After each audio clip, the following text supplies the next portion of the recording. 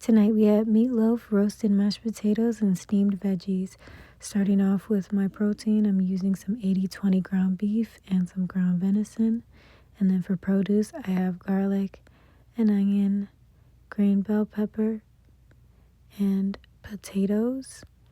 Then I'm just going to go ahead and give those a good wash and wrap them each individually in a foil sheet. And then I'm going to place these on a baking sheet and place these in the oven set to 400 degrees to roast for about 1 hour. While that's cooking, I'm going to go ahead and prep my veggies. So I wash them really well. And then I start off by cutting my broccoli off the stalk, and I just flip it upside down. And then I cut those little pieces into smaller bite-sized pieces. And then for the cauliflower, I remove the leaves and then cut that off the stalk, again cutting those into small pieces. For the carrots, I just cut off the end and then I cut those on a bias. And then for the bell peppers, onions, and garlic, I use this chopper to get it really fine. Now I'm going to add those right into our ground meat mixture.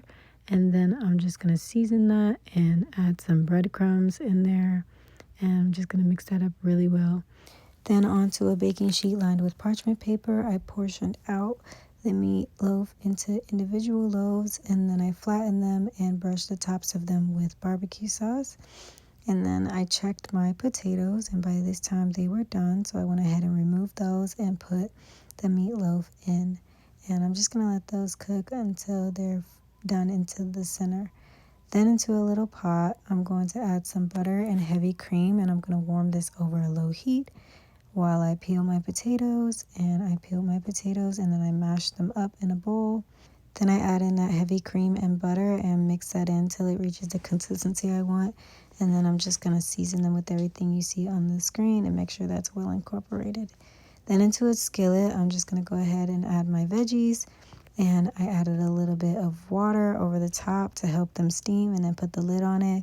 Once that cooked down a little bit, I seasoned it with everything you see on the screen, and by this time everything was done. So I served it up, and there you have it. Hope you guys enjoy. If you try it, let me know.